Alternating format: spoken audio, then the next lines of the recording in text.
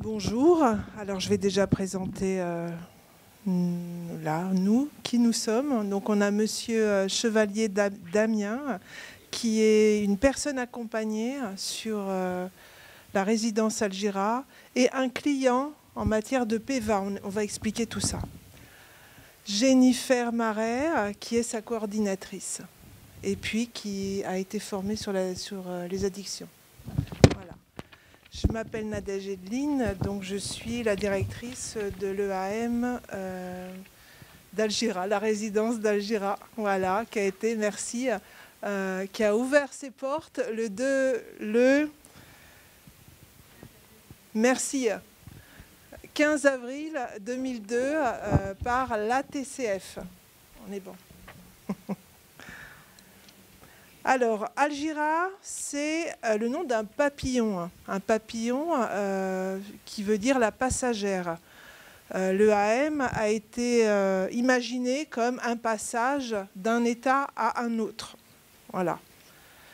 On y travaille l'inclusion professionnelle, si possible, et sociale. À Algira, il y a 32 places, dont 30 pour 30 accueils pérennes et 2 accueils temporaires qui servent d'accueil de répit pour les familles ou parfois pour les personnes accompagnées.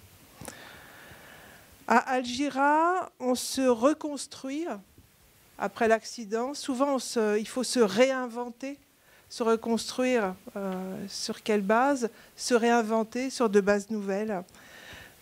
Avec les addictions d'avant pour aller vers sans les addictions.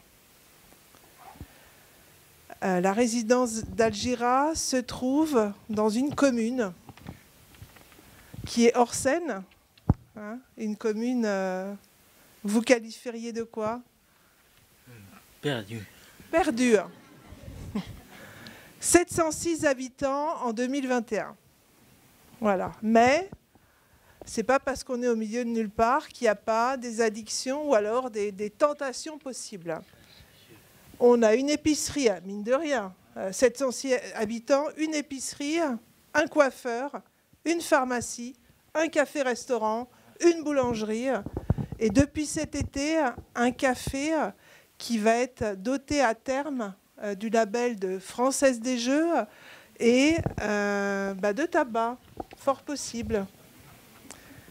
À Algira, les personnes accueillies sont pour 80% des hommes.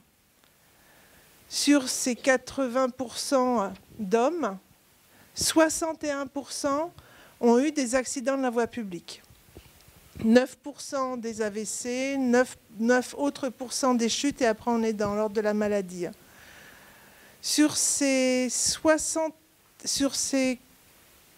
80% d'hommes, 70% avaient des addictions avant l'accident. 50% avaient plus d'une addiction et 20% en avaient au moins 3. En regardant un petit peu les gens qu'on accueille, ils se profilent de 2 catégories. On a les plus mûrs qui sont, eux, au niveau... pour eux, les addictions, on est plus sur quelque chose de culturel. Familial, coutume. Donc on est sur du tabac et de l'alcool. Et pour les plus jeunes, on est sur... c'est eux qui multiplient souvent les substances. Et on est plus sur du cannabis, de l'héroïne et de la cocaïne.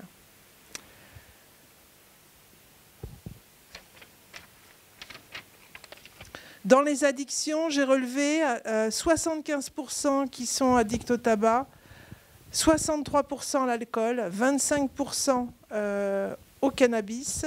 Héroïne et cocaïne, on a 13%. Je n'ai pas fait le sucre et tout ça, hein, parce que c'est difficile à relever tout ça. Le travail que fait l'équipe par rapport à l'accompagnement vers la sobriété ne peut pas se faire sans une prise de conscience de la personne. Sans prise de conscience, on pourra faire ce qu'on veut, ça ne marchera pas. La prise de conscience, elle va être travaillée par le changement de posture. Pour ça, on a eu pas mal de choses qui sont passées dans le secteur qui nous ont permis de nous accrocher à tout ça. On a eu le pouvoir d'agir. On passe du résident. Le résident, c'est quelqu'un qui réside. Il est posé, il ne bouge pas, il stagne. À une personne accompagnée qui est, elle, en mouvement. Le professionnel qui est un expert face à avant objet d'expertise, parce que il n'avait pas trop, le résident n'avait pas trop de quoi dire ou de quoi. Avant le CVS, c'était un peu compliqué. Hein. Il est devenu accompagnateur. Donc là, on est dans le mouvement. On avance. Enfin, il y a eu, oui. Au client. Oui. Maintenant, vous êtes un client. C'est pour ça qu'on va faire un petit peu le pont entre le résident et le grand écart. Et le client. Le client, on l'entend à la PEVA. La PEVA, c'est la pédagogie à la vie autonome. Alors, les professionnels ne sont plus des accompagnateurs, mais sont des formateurs pédagogues. Et les personnes accompagnées ne sont plus des personnes accompagnées, mais des clients. Merci. Des clients. Donc voilà nos leviers. On a aussi le travail en co-construction. On ne travaille pas sans eux parce que ça ne sert à rien. On met en place des choses dont vous allez pouvoir parler, protocole, médiation, et on rencontre beaucoup les commerçants. Voilà, tout ce qui va se passer autour, le système. Hein, Monsieur Chevalier est dans un système qui est le sien. Sa famille, pas sa famille, tous les alentours d'Algira. Voilà. Il faut prendre en compte toute cette sphère. Le travail d'accompagnement à l'abstinence s'effectue donc avec la personne, en travaillant à des protocoles, à des médiations. Ça, vous aurez de quoi nous en parler. L'information. Le sevrage de Monsieur Chevalier n'est pas un mode d'emploi. C'est pas, on ne va pas fonctionner comme ça pour tout le monde. Monsieur Chevalier est une personne unique qu'il faut prendre comme tel, et les moyens qu'il a trouvés pour arriver à la sobriété ne fonctionnent que pour lui, uniquement pour lui. C'est un travail qu'il a engagé, et notre travail, c'est de l'accompagner. On prend en compte ce qu'il est. C'est un accompagnement individualisé où l'accompagnateur ne se présente ni devant, ni derrière, ni à droite, ni à gauche, mais à côté. Et il doit marcher ni en dessous, ni au-dessus. Il doit marcher au même rythme que vous. Voilà, donc vous allez pouvoir nous en parler un petit peu plus. Alors, donc moi, je suis éducatrice spécialisée de formation et en fait, à la résidence Algira, je suis coordinatrice du pôle évaluation et réadaptation sociale. Donc, toutes les personnes que j'accompagne sur leur projet, on les accompagne globalement sur tout le projet. Et effectivement, depuis quelques années, il y a beaucoup plus de jeunes sur des sorties de rééducation. Voilà, on les accompagne très rapidement après l'accident et où on doit faire face aux addictions qui sont sevrées physiquement, mais pas forcément dans les habitudes de vie. Et quand en plus ils se rencontrent les uns les autres au sein de la résidence, ça recrée un petit peu des envies et on se retrouve avec voilà, des envies à nouveau de consommer. Et quand il y a des sorties café, etc., des professionnels qui vont se retrouver en difficulté pour pouvoir les accompagner parce qu'ils vont avoir décider en plus en groupe de pouvoir consommer 1, 2 bières, 3 bières et même parfois commander plusieurs bières en même temps. Donc en fait, voilà, nous, notre travail, il y a quelques années, en fait, on a décidé de travailler dans l'autodétermination des personnes, le pouvoir d'agir et la co-construction. Donc on s'est fait former à la PEVA, la pédagogie à la vie autonome, par l'Institut Dumay. Et dans cette démarche en fait, de co-construction et de pouvoir d'agir, forcément, toute la problématique addictive est venue aussi se greffer aussi là-dessus dans l'accompagnement qu'on avait à faire. Alors l'avantage, entre guillemets, qu'on a, c'est qu'on est dans un endroit perdu, donc pour se procurer des choses, c'est moins facile. Mais malgré tout, on est quand même entre guillemets, pour faire de la réadaptation et de la réinsertion, on se doit de les accompagner sur cette problématique-là pour qu'ils puissent, en fait, à un moment donné, se réinsérer en limitant les risques et pas, dès qu'ils vont avoir leur appartement quelque part, reconsommer à foison et avoir à nouveau des accidents. Donc quand on a, en fait, nous, notre souhait n'était pas forcément d'interdire complètement les consommations lors des sorties au bar, ou etc., mais de les accompagner à la prise de conscience et à la gestion des risques. Donc au sein de l'établissement, il y a eu la volonté de se former sur les addictions parce qu'on n'avait aucune formation. On travaillait en lien avec l'EXAPA. Mais il y avait quand même besoin d'avoir des compléments d'information pour qu'on puisse aussi nous les accompagner parce qu'on ne pouvait pas tout faire avec les partenariats d'EXAPA. Donc on a eu une première formation de base qui a concerné la moitié des professionnels de la résidence, où on a été formé pendant 5 jours sur la gestion des risques des personnes en situation d'addiction. Et puis après, la direction a choisi d'avoir un petit peu des personnes repères sur la structure qui ont continué les formations. Donc notamment, moi j'ai pu faire une formation sur les addictions, jeux de hasard et d'argent, et puis jeux vidéo. Et puis là, avec une collègue, on repart en formation sur les regards croisés au niveau des addictions pour pouvoir accompagner un peu mieux les résidents qu'on a au sein de la structure. Et donc, dans le quotidien, voilà, ça se traduit un peu de cette manière-là, c'est-à-dire qu'on va travailler vraiment, par exemple, avec Damien, on travaille tout le temps ensemble sur ce sujet-là. Donc, ça va être des entretiens et des discussions qui vont être régulières sur le sujet, où on va pouvoir des fois réaborder plusieurs fois le même sujet avec eux. Et puis, voilà, tout ce qui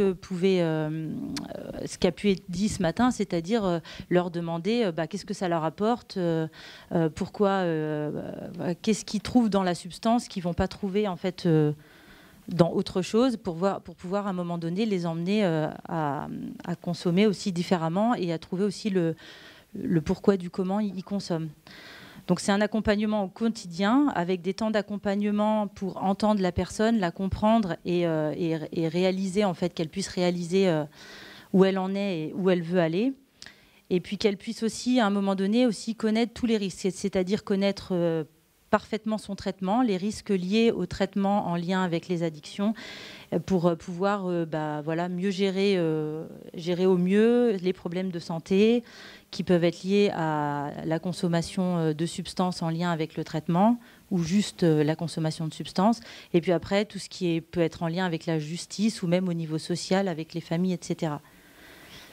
Et puis après, on construit les choses ensemble, c'est-à-dire qu'on va mettre en lien, par exemple, pour le tabac, avec Damien, on a mis en lien des protocoles par rapport à la gestion du tabac, et ça a vraiment été co-construit. Ce n'est pas nous qui avons décidé, Damien, avec ton budget, il y a possibilité de consommer 4 cigarettes dans la journée.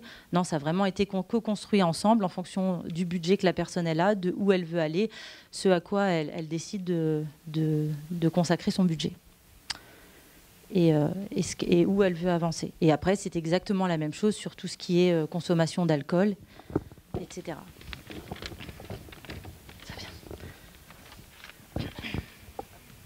Donc ça a l'air simple. Dit comme ça a l'air simple. Hein, on décide, on fait. Voilà, c'est simple. Sauf que c'est pas toujours comme ça. Il y a un cadre, le cadre, c'est quelque chose que vous respectez et qui vous a aidé à vous cadrer. Vous allez en parler avec Jennifer. Mais ce cadre-là, de temps en temps, faut le tester pour être sûr qu'il soit dur, pour être sûr qu'il soit contenant. On rentre dedans, on essaye de le pousser. Est-ce qu'il y a eu des moments où vous avez un petit peu essayé de feinter Jennifer ou d'autres éducateurs pour avoir une cigarette de plus, une bière de plus? Ouais. Expliquez.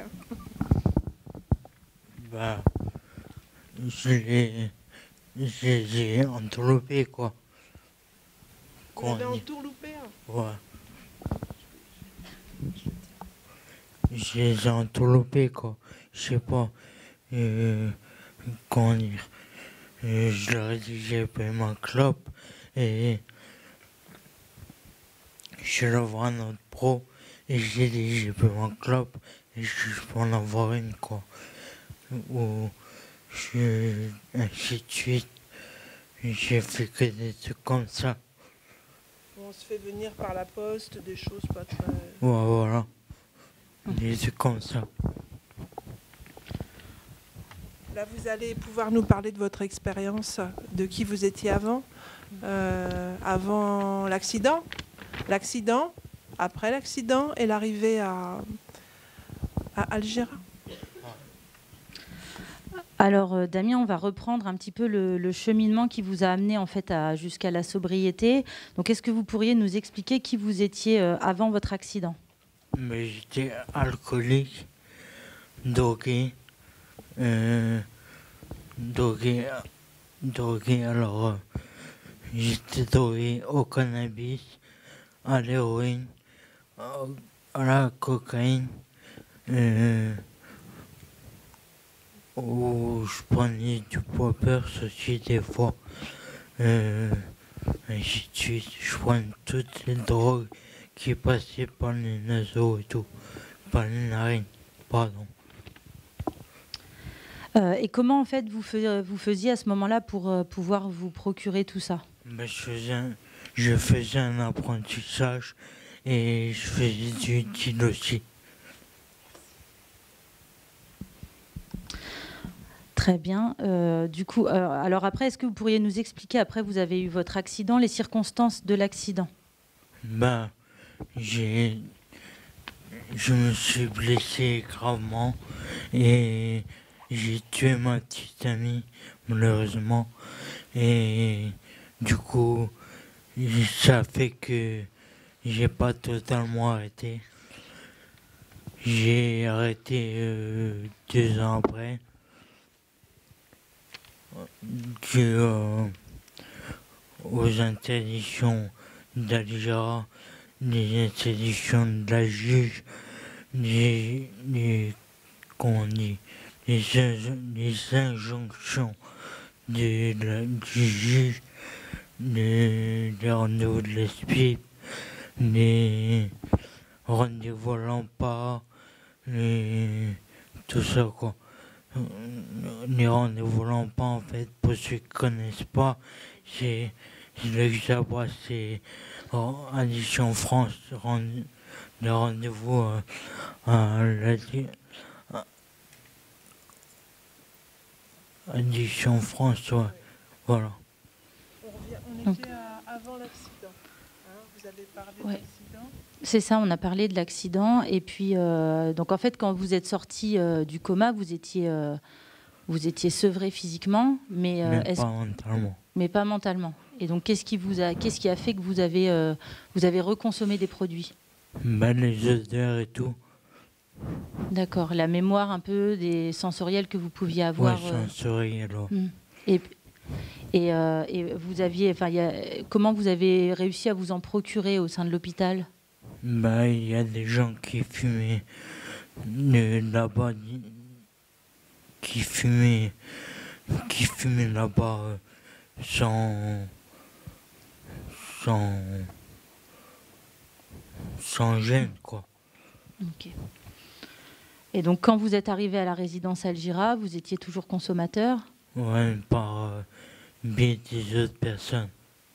Les autres personnes de la résidence qui vous Voilà. fournissaient, c'est ça? Oui. Ok. Et donc, ce qui vous a permis de prendre conscience, c'est ce que vous nous avez dit tout à l'heure, en fait. Ouais.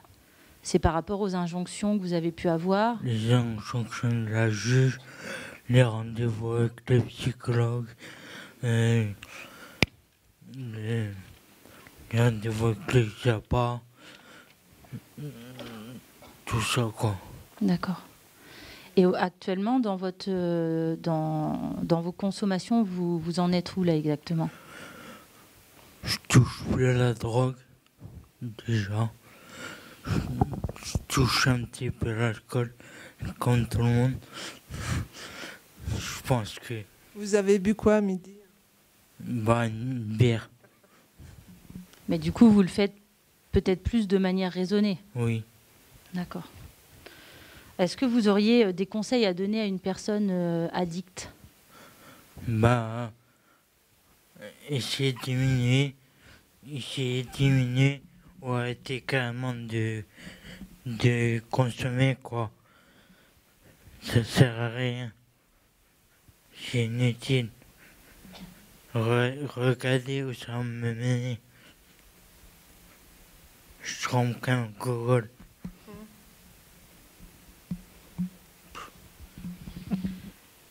Qu'est-ce qui vous a le plus aidé dans la démarche d'accompagnement?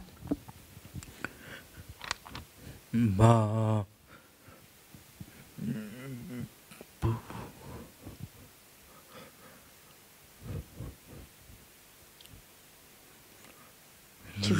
si vous savez pas, c'est pas très grave. Hein. Ok. Actuellement, vous vous sentez comment? Vous vous sentez serein par rapport à tout ça? Ouais. Ok. Si là vous êtes actuellement à Algira, un jour vous sortirez peut-être. Vous irez peut-être. Je sortirai. Voilà, c'est bien d'entendre ça. Donc quand vous sortirez et que vous irez en ville et qu'il y aura une petite odeur comme ça d'herbe qui monte jusqu'à l'appartement. Ouais. Comment faire? Ben, sur ma fenêtre, ce genre d'eau pour être son bédo, là.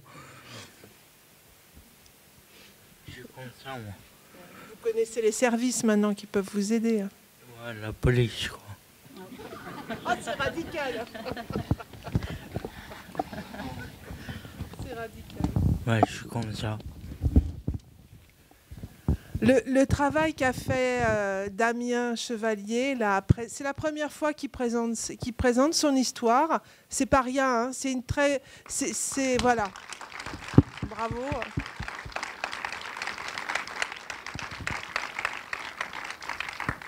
Quand on a parlé du colloque, il a dit « Moi, je veux pouvoir participer ». Donc, on s'est entraîné, hein, on y a travaillé. Même il le fait sans feuille. Hein. Et c'est mieux sans feuille. Hein. Moi, j'en avais une. Hein. J'ai un peu honte, mais, mais il l'a fait sans feuille. Et il l'a fait même devant ses pairs à la résidence. On l'a fait jeudi. Jeudi, donc hier. Hier, on l'a fait devant tout le monde. Le faire devant les gens qui fréquentent tous les jours, c'est pas rien, parce qu'il a une histoire qui est forte et difficile. Hein. Vous l'assumez, vous en parlez librement maintenant, et on sent que voilà, c'est quelque chose que vous êtes prêt à porter maintenant. Et ça lui a coûté. Il en dit rien, on le voit pas trop, hein, mais je suis persuadée que vous allez bien dormir ce soir. Hein. Ouais. Ouais. Comme hier, quoi. Comme hier. Quand tu sors. Oui, hein, voilà.